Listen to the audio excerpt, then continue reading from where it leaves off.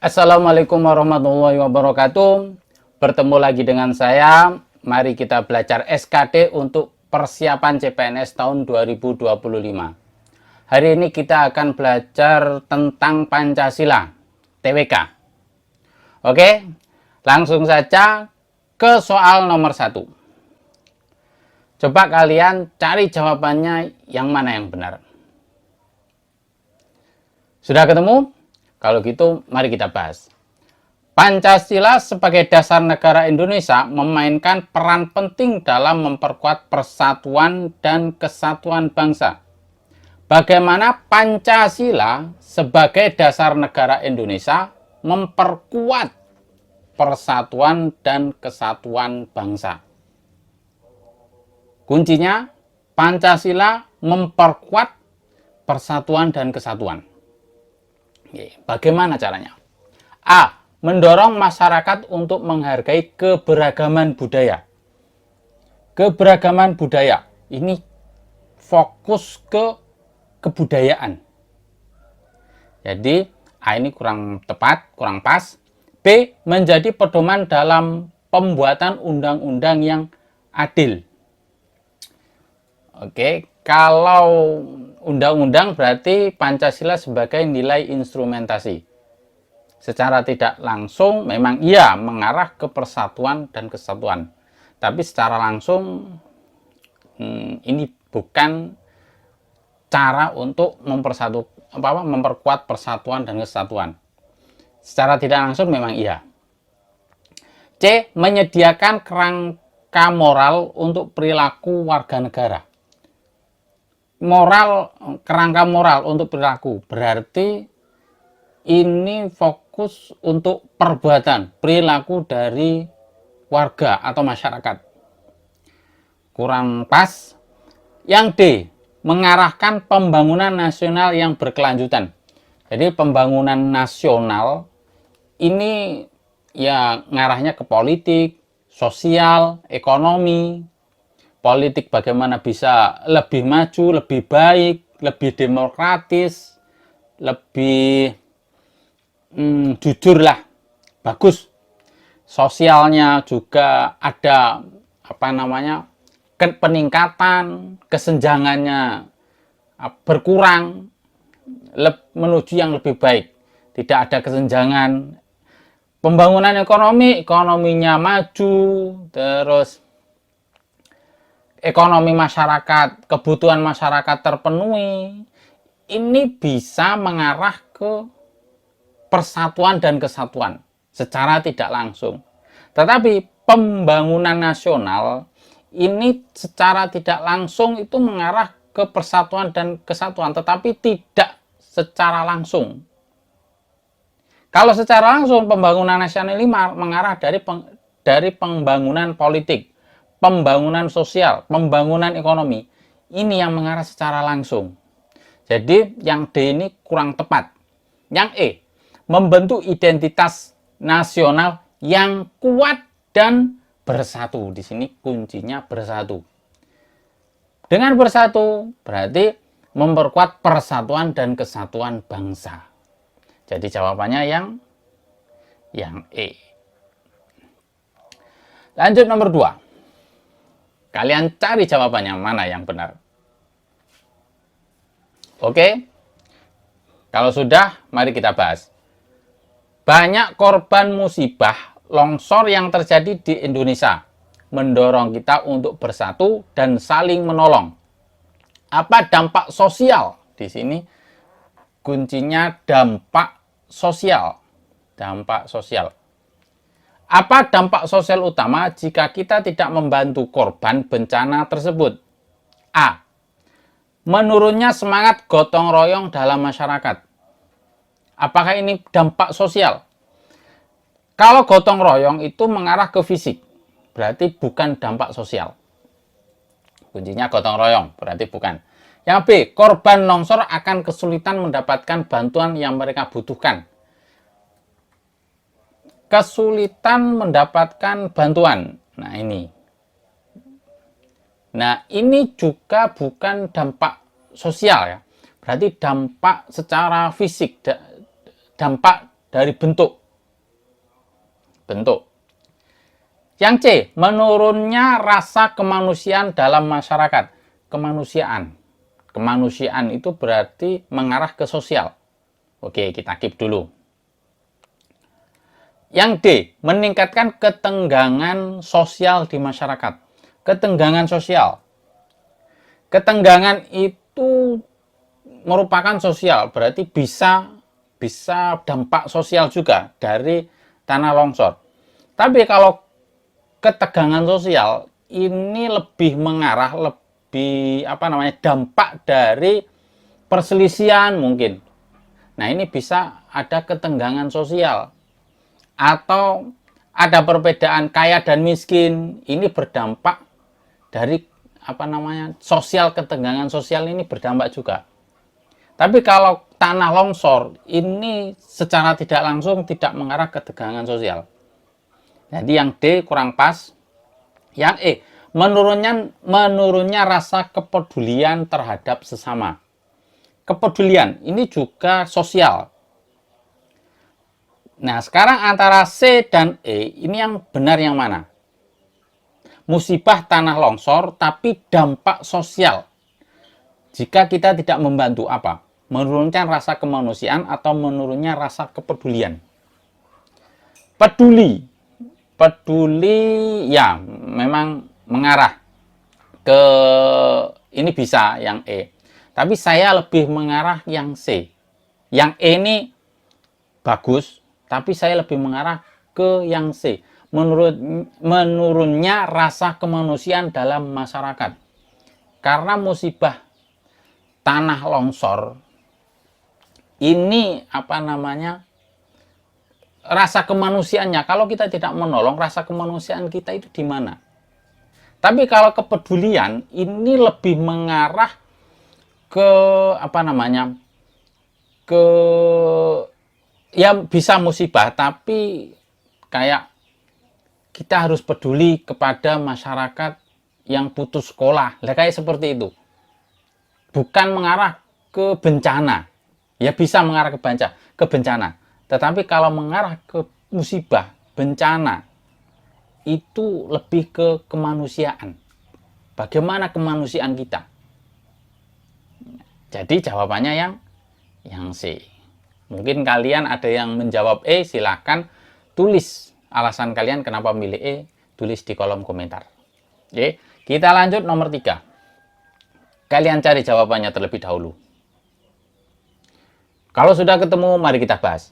Bagaimana Pancasila sebagai dasar negara Indonesia mempengaruhi kehidupan berbangsa dan bernegara? Di sini kuncinya, mempengaruhi kehidupan berbangsa dan bernegara. A. Membentuk landasan moral dan etika bagi seluruh warga negara. Kuncinya moral dan etika. Apakah Pancasila ini membentuk moral dan etika? Kita keep dulu. Ya, memang bisa. Tapi kita keep dulu. Yang B. Membatasi kebebasan warga negara dalam berekspresi. Tidak sesuai pasal UUD 45 pasal 28E ayat 3. Setiap orang berhak atas kebebasan berserikat, berkumpul, dan mengeluarkan pendapat. Berarti warga Indonesia, bangsa Indonesia itu bebas mengekspresikan, bebas berpendapat. Tetapi dalam berpendapat, bangsa Indonesia itu diberi aturan-aturan. Ada moralnya, ada etikanya dalam berpendapat. Tidak asal berpendapat, asal ngomong, asal seenaknya, tidak. Walaupun kita berpendapat, walaupun kita berorasi, berekspresi, itu ada etikanya. Mengkritik presiden itu ada etikanya. Bebas tapi beretika. Nah, sudah ngarah ke etika. Moral berarti. Ya kan? Berarti yang B kurang pas. Yang C, mengarahkan perilaku dan sikap seluruh rakyat Indonesia. Di sini mengarah ke perilaku, mengarahkan perilaku dan sikap. Ya, Pancasila memang mengarahkan ke perilaku dan sikap. Tetapi Pancasila tidak hanya mengarahkan ke perilaku dan sikap. Masih ada lagi. Tidak hanya ke perilaku dan sikap. Perilaku dengan moral itu lebih luasan moral. Sikap dan etika itu lebih moral dengan sikap. Nah, itu lebih umum, lebih luas cakupannya moral dan etika. Jadi C benar tapi kurang pas. D, menjaga keseimbangan antara hak dan kewajiban warga negara. Menjaga keseimbangan hak dan kewajiban warga negara. Hak dan kewajiban ini diatur di Pancasila, sila kedua, butir 2, yaitu mengakui persamaan derajat, persamaan hak, dan kewajiban asasi setiap manusia tanpa membeda-bedakan suku, keturunan, agama, kepercayaan, jenis kelamin, kedudukan sosial, warna kulit, dan sebagainya. Jadi,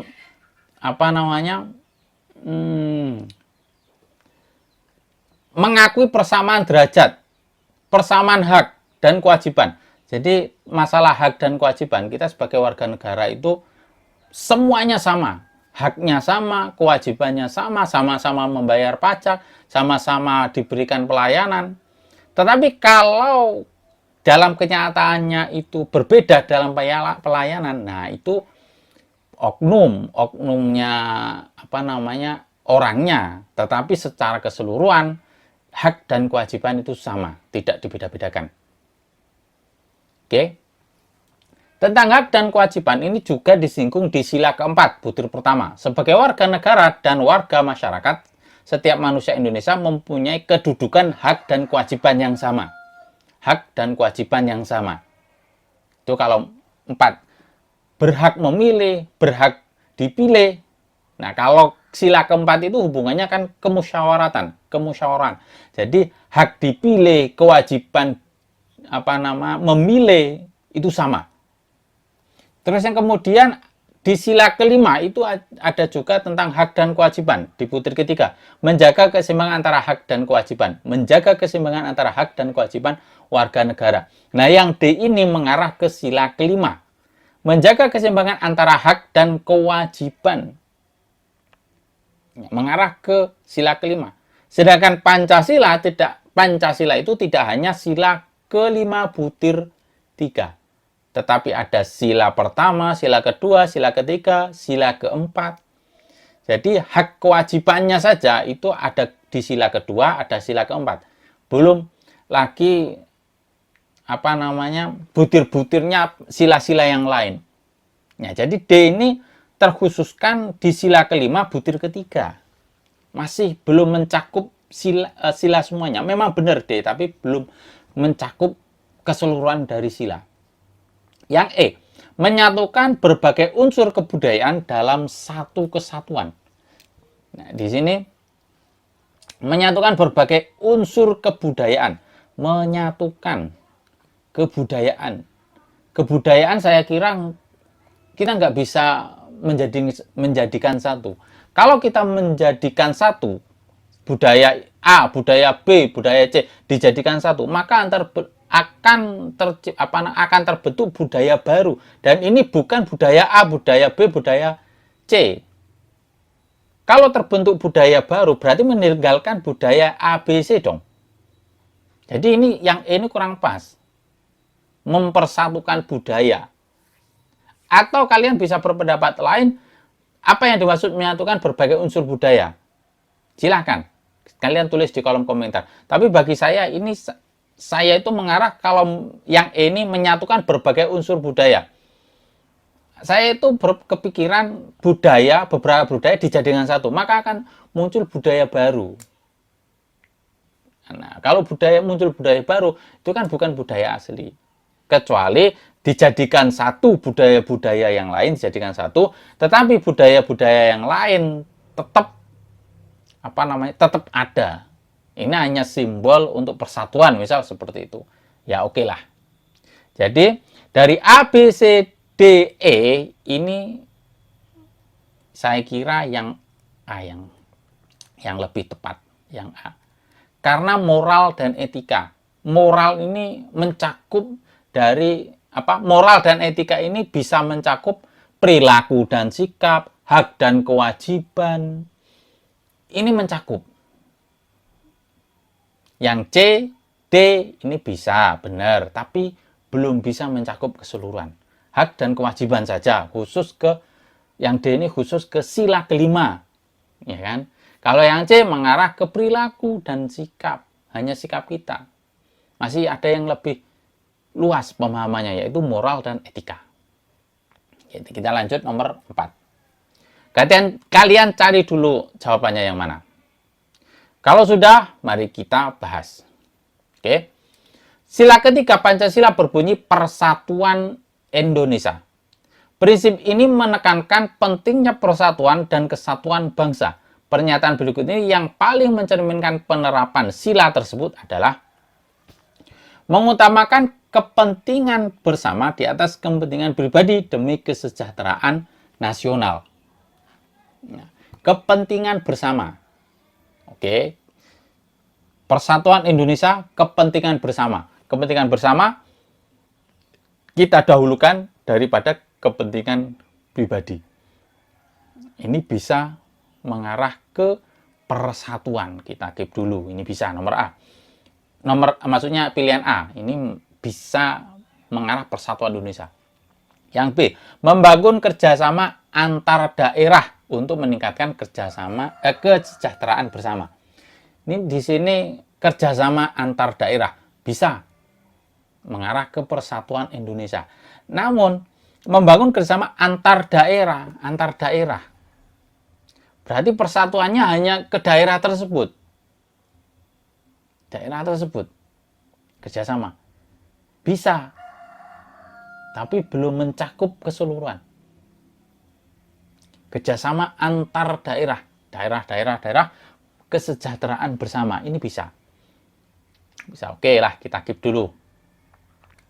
Yang C. Menghormati perbedaan budaya dan adat istiadat yang ada di setiap daerah. Menghormati perbedaan. Hanya menghormati.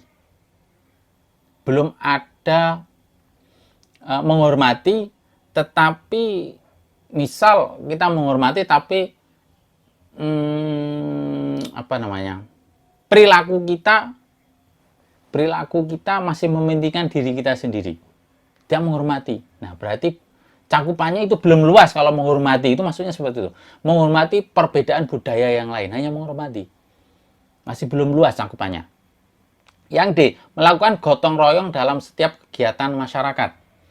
Ini bisa, gotong royong ini bisa mengarah persatuan Indonesia. Bisa, tapi masih belum luas cakupannya, gotong royong.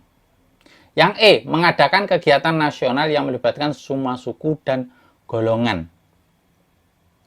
Mengadakan kegiatan nasional, ini bisa semua suku bisa bersatu, tetapi kegiatan nasional kan di sini kan bisa saja kita tujuan kita itu apakah masih belum jelas.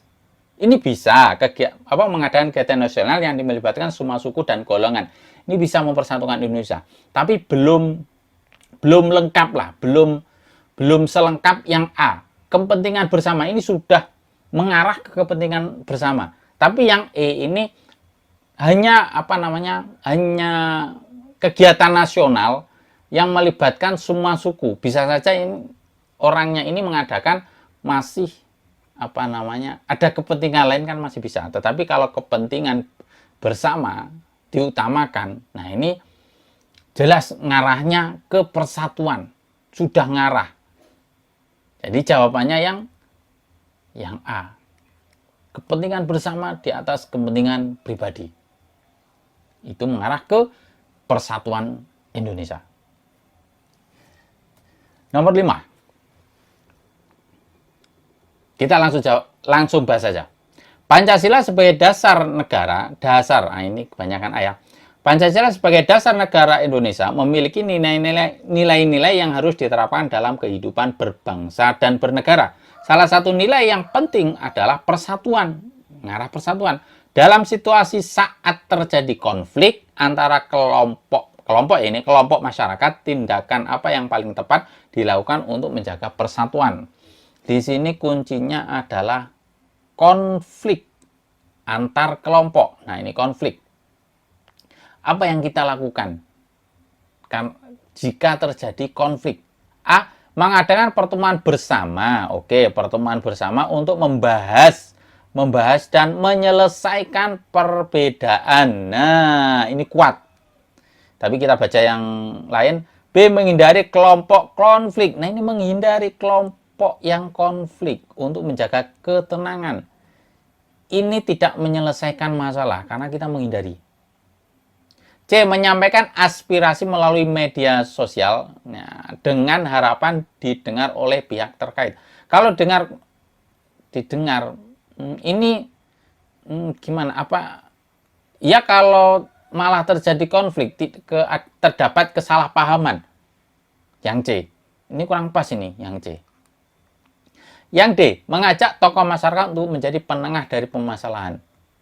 Di sini tokoh masyarakat hanya menjadi penengah.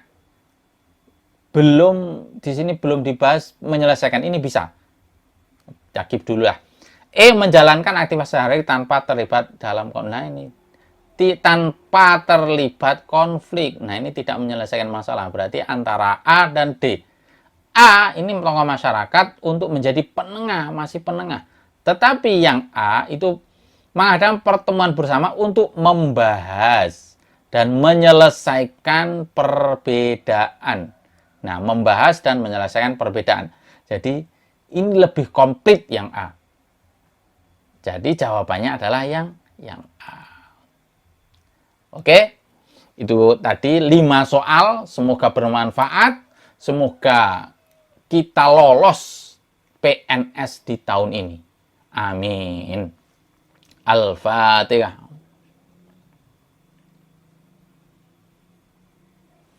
Oke, saya akhiri. Assalamualaikum warahmatullahi wabarakatuh. Tetap semangat.